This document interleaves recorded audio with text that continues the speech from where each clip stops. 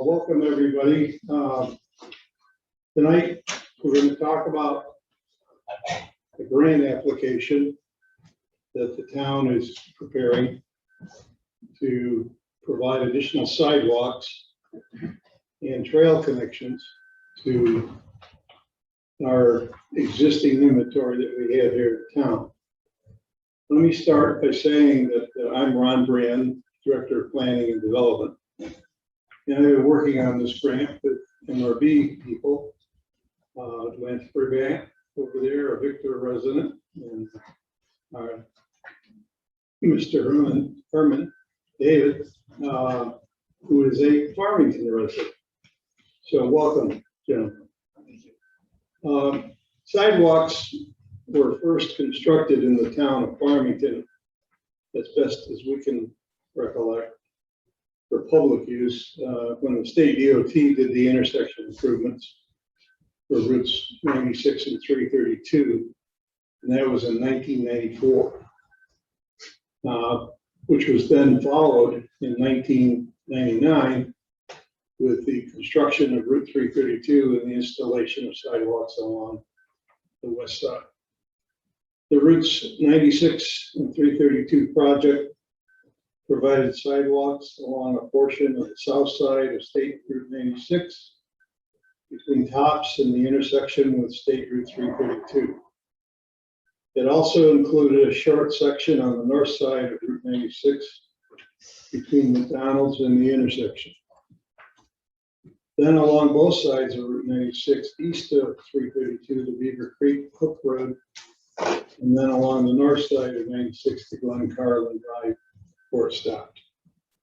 The State Route 332 project provided sidewalks along the west side of 332, starting on the south from the Farmbrook Drive, which is now Farmbrook Drive, Carmen's Way intersection, and then running north along only the west side of 332 to the intersection of 96. Since 2006, sidewalks have been added to Auburn Meadows subdivision, the estates of Beaver Creek, the Farmington Senior Apartments off Mercer Boulevard, Phillips Landing subdivision, Farmington on the Creek apartment project, 3 dentist office, and Monarch Manor. In 2011, there was a total of approximately 7,500 linear feet of sidewalks, as was reported in the comprehensive plan at that time. As of June 21st, the Highway Department is reporting approximately 19,000 linear feet of sidewalks. The 2021 TAP grant identifies an additional 17,000 linear feet of sidewalks, bringing the total length to 36,000 linear feet, or 6.8 miles. This added to the 3-mile-long Auburn Trail project, approximately 1.5 miles of Conservation District Trail at Hickory Rise, and 2 miles of Stone Dust Trail located within the Beaver Creek Park, brings the total length for pedestrians facilities just shy of 10 miles of hiking, biking, and sidewalks. Quite an accomplishment in a very short period of time. Sidewalks are continuing to be installed today along Auburn Meadows, within Hathaway's Corners, and soon within the GLN Farmington Realty site. Sidewalk trail connections are also being installed within the new sections of Auburn Meadows that are under development right now, and the sections in Hathaway's Corners for both the villas and the single-family homes. This isn't our first TAP grant. We submitted one in 2019, which was not funded by the state. We were told at the time that there were 2 major reasons given why our grant was not awarded. First, the state had millions of dollars worth of grant applications, far more than they could fund, so competition was very, very stiff. Second, other grants did not have the number of identified easements as we have.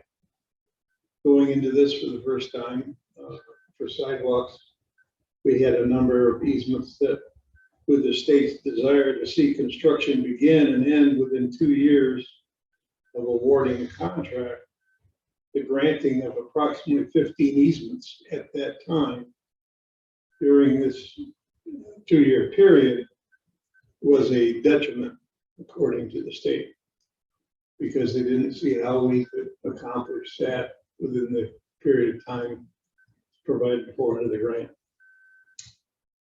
In addition, there were other projects that had support from other transportation agencies. We now have such support for our project, this being the Genesee Transportation Council's State Routes 96 and 332 sub-area study. This study is just wrapping up. There'll be a public information meeting here in this room 2 weeks from tonight to hear the final presentation. I can say that in this study, there are numerous references to the needs for public sidewalks to be constructed to connect our public parks, our trails, our businesses, and personal services in the community. Providing alternatives to people who currently have to walk along the shoulders of our heavily traveled highways, providing alternatives for children from having to walk along the shoulders to reach their bus stops and to get to connections to our growing hiking, biking, and municipal parks. We do not have that. This grant application closes a lot of those loops. In addition to the GTC study, we have now created, as part of this 2021-22 edition of the TAP grant, an amendment to our 21 edition of the comprehensive plan. And that amendment is a master plan map that you see here and in the back corner. This master plan map is used to identify the long-term goal of providing alternative pedestrian connections throughout our developing community center area. This map identifies the priorities that we'll be talking about here tonight in each of the 15 sections that we're going for grant funding for. Finally, the comprehensive plan further identifies that we have expanded our community center. The community center, when first identified back in 1965, was the small area right at the corner of 96 and 332. It has now grown into the southwest quadrant of the town, bordered by 96 on the north, the Michigan Road and Pennsylvania on the west, Town Line Road on the south, and 332. We have also accomplished some major planning during this past period of time, to include the adoption of a streetscape design plan for our designated Main Street corridor, which is State Route 96, and several new businesses have since 2018, or will soon begin, installing sidewalks, landscaping, streetlights, benches, and trash receptacles along our community's officially designated Main Street. Examples of this can now be seen at the Burn Dairy convenience store gas station and the Myers Finger Lakes RV site. In the near future, other sites such as the Auto Wash, Addie's Power Sports, and a recently approved ice cream beauty salon at the corner of State Route 96 and Commercial Drive will have the same features. Unofficially, I look forward to enjoying an Abbott's frozen custard next summer. It's just a drop of a hint.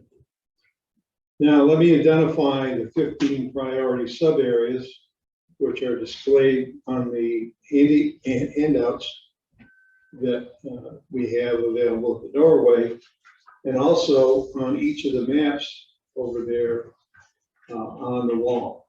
Those maps are blow-ups of this large map to show where the sidewalks will be placed and where they exist already.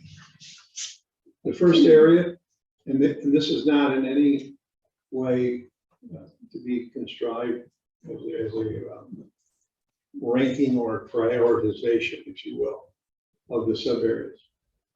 The first area is the east side of Hortensia Road between the Collette Woods Townhouse project and the Myers RV site. Here we have 2 residential dwellings and the manufactured home park. We need to obtain easements for the 2 properties on Hortensia Road at 1165 and 1175.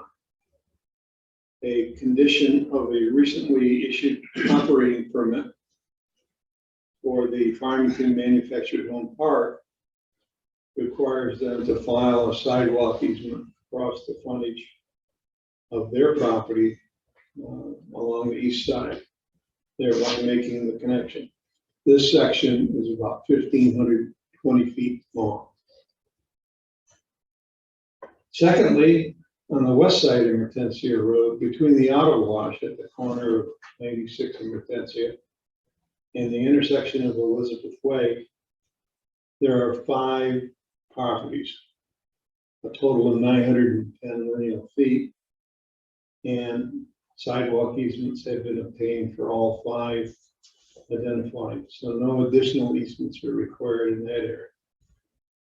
The third sub area is the west side of Hortensia, north of the intersection of Elizabeth Way. This property, known as the Maple Grove Apartments, is 210 feet in length, and a sidewalk easement has been obtained, so no additional easements are required there. The fourth area is on the north side of Route 96, between DeFelice's vacant parcel at the corner of Elizabeth Way and Route 96, and Maddie's Power Sports. In this area, there's 1 residential property, which has given the town an easement for the sidewalk to be placed across the front of that, connecting to the existing sidewalk on the DeFelice site and the sidewalk on Maddie's Power Sports. Jumping from Route 96 down to County Road 41, we have a total of, I believe it's 14 parcels, total length of 1,210 linear feet. And all of these parcels are adjacent, located between the Auburn Trail crossing and the 6 single-family lots located in the northwest portion of the Hathaway's Corner site. This connection would be all within the county right-of-way. We have currently are working with an agreement with the county to get a blanket easement agreement for placing sidewalks within the right-of-way. It's necessary to place it in the right-of-way in this area because as you travel County Road 41, you may remember there's a red barn that's pretty close to the road, and it's right up against the edge, if not within the right-of-way of the county. But it leaves us enough room to get a sidewalk through there to make that connection. The next area is the south side of County Road 41, between the intersection of Savala Boulevard, which is the new street in Hathaway's Corners, and the sidewalk at the intersection of State Route 332. There's about 3,100 linear feet of sidewalk to go in this area. It involves crossing of the Hanson metal fabrication and then installation of the sidewalks across what is town-owned land there where the detention facilities are located. We have a letter in the file from Hanson stating that he's in agreement with granting the easement. And from the town's perspective, we don't need to grant ourselves any easement. We're in fine shape. Interestingly, the next item, the next priority is a pedestrian bridge crossing Beaver Creek,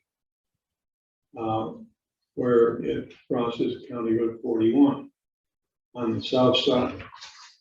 This is a bridge that is designed for a lift in place, similar to the lift in place pedestrian bridges that were installed a couple of years ago before COVID, down at Monarch Manor and in section 3S of Auburn Meadows, linking those neighborhoods to the Beaver Creek Park, which is now developing.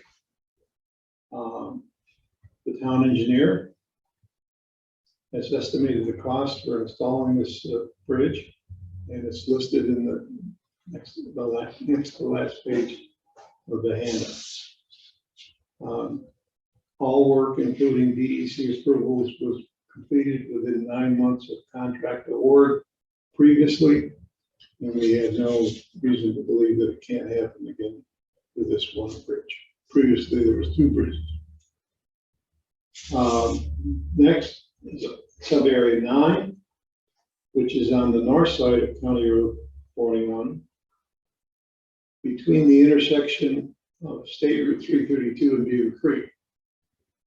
Here by the gas station across the front of Country Max, there is enough room within the right-of-way of the county to place the sidewalk connection from where the sidewalk will end on Beaver Creek Road, which I just skipped over, but I'll get back to it. And the intersection of 332, where there's already an existing crosswalk and pedestrian signals put in for the north side of that. Having skipped over sub-area 8, that's the area between Route 96 and County Road 41 along the west side of Beaver Creek Road, where sidewalks do not currently exist. There's a total of 3,700 linear feet of sidewalk there. We need 1 easement. We've drafted that, and we're awaiting the property owner signatures on the documents. Moving along, number 10 is on the north side of Route 96 between Glen Carlin, where the sidewalk currently ends, and Fairfield Glen Towns. There's a total of 5 parcels there. 4 of them are owned by Simmons Rockwell out of Bath. They have given us a letter stating their willingness to grant easements for these parcels, and we will be working with them to obtain those easements over the next couple of months. The other property at the corner of Glen Carlin and Route 96 does not require an easement, as the extension of sidewalks here would be within the state right-of-way, as it currently is on the west side of Glen Carlin. So there's no need for easements there. Item sub-area number 11 is an area that has been brought forth as a result of public concerns with people walking along the shoulder of Route 332 over the bridge, over the railroad bridge, the Plaster Mill Bridge. To get to the manufactured home parks, you get to the neighborhoods there north of Plaster Mill and by Gateway Drive. And this section is about 1,100 lineal feet. It would include a connection to the sidewalks that already exist at the corner of Plaster Mill and Gateway Drive, extending north or south, to Collette Road, thereby providing a means of pedestrian access, getting people off from the heavily traveled Route 332. This project does not, at this time, identify any needs for easements. Item number 12 is on the north side of Collette at the intersection of Hortensia and Collette. The sidewalk is on the southeast corner. If we bring the trail down from Plaster Mill and Gateway, it needs to connect to the sidewalk that's missing on the north side between Hortensia and where it exists next to the convenience store gas station at the corner of 332 and Collette. Number 12, number 13 is the south side of State Route 96 between the Reedman office, mini warehouse, and Burned Area. It's basically across the frontage of the Woodlawn Manufactured Home Park. Again, this is a operating permit condition.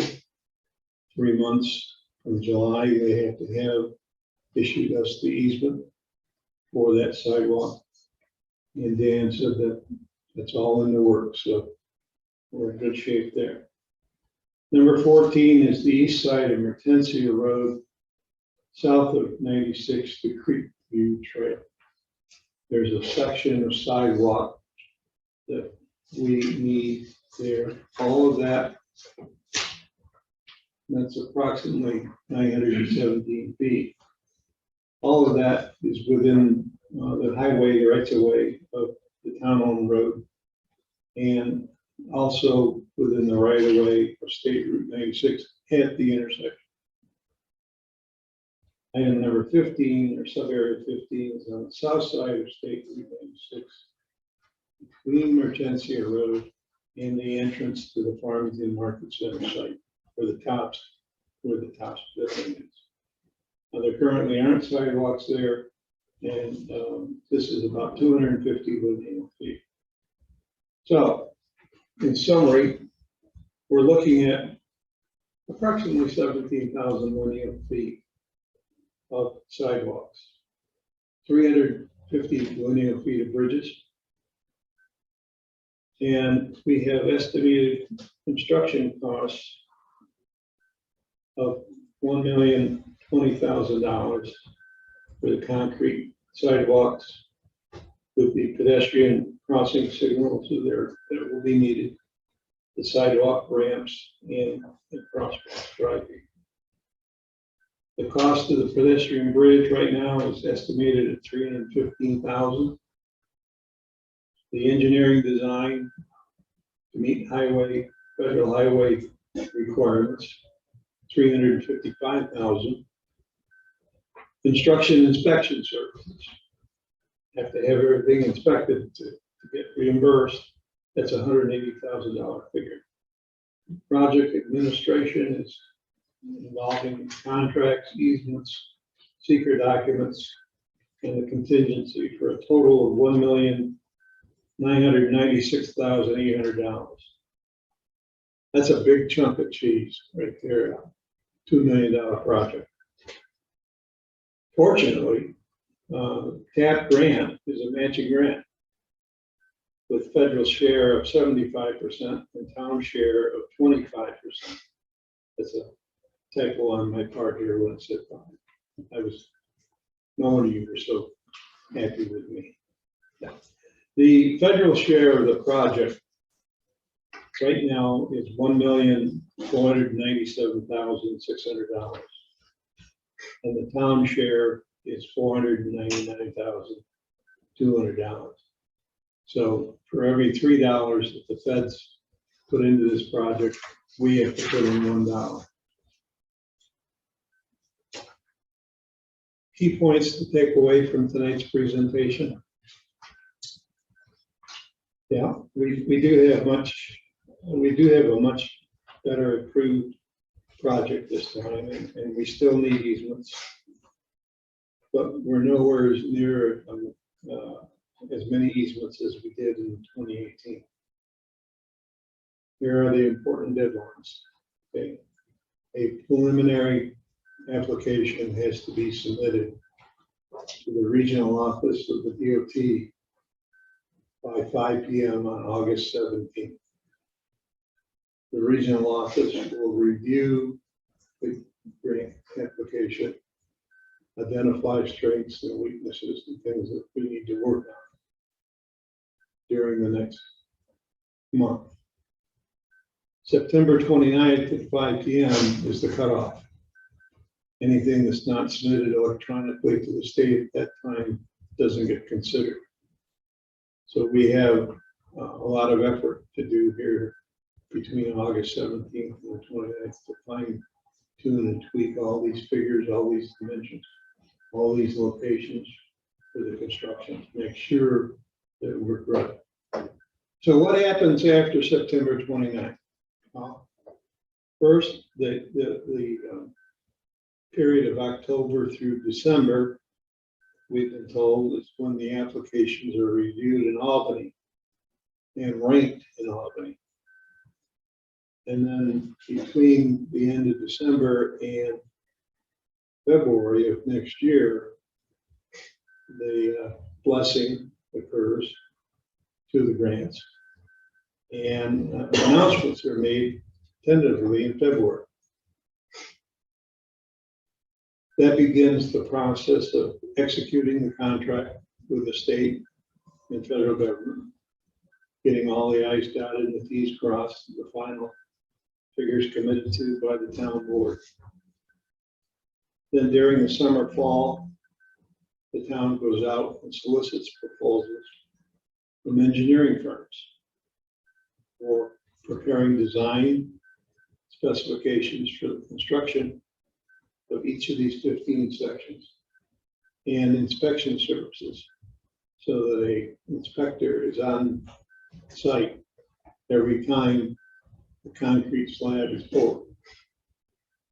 During the winter of 2022 and the spring, there's approval period there where the design contracts are reviewed by the state, and we get the notice to proceed with the formal bidding. And then the award for construction. During the spring, summer, and fall of 2023 is when you'll see, hopefully, most of these sidewalk sections being installed. And then in the spring of 2024, the closeout. So during approximately a 3-year period, is one other thing I want to point out, and that is there likely will be other development projects come along in this area that will be required by the planning board to install sidewalks. And applicants wanting to get started on their project will be providing those sidewalks, some of which may be located in one of these 15 priority areas. If that's the case, they're welcome to do that. They're welcome to start construction, put the sidewalks in, the town will inspect them, no problem. However, they won't be reimbursed under the grant program for the cost of putting those sections of sidewalks in, because they're not inspected and approved as part of the project. So therefore, there may be some developers wanting to execute, there may be some wanting to wait. It all depends on what happens. We did have in the past an understanding that in 2018, when we put the grant application in, if there was a project that came along that wanted to put sidewalks in, they could go ahead and do it. If they wanted to wait for the grant, fine. A couple of projects decided not to wait. Burndale Myers RV, Eddie's Power Sports. So they went ahead and did it on their own. Same as for auto wash, and will be for other projects if they decide to move forward with their application.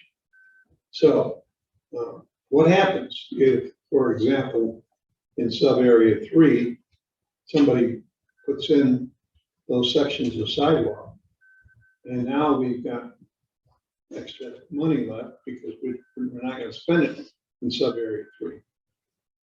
That's a formal amendment process. Since we have a official map that will be adopted by that point in time, the master plan for sidewalks and trail connections. My understanding and that of others at the DOT is that as long as one of those projects is shown in the overall plan, it can be exchanged for the project. There won't be any increase in sidewalk length. There won't be any increase in dollar amounts coming to the town, but we can move that area. So we're not hamstrung like the developers are. All right, so enough of that. I know we have a lot of questions, which I'll try to answer. Or if there aren't any, I'll say goodnight and we can all go home. So, is there any questions from anybody in the audience? Or anybody online? Ooh, good. So that took care of that. Do you have any questions? Thank you. It's a labor of love when you have the opportunity to go out and try to get money from Washington, that would go other words, to come here to Farmington, and we've been doing that pretty successfully here recently. So we're keeping our fingers crossed we can do it one more time. If there are no more questions. Thank you, Ron. Appreciate the presentation. You're welcome. Good job. John will have notes of this.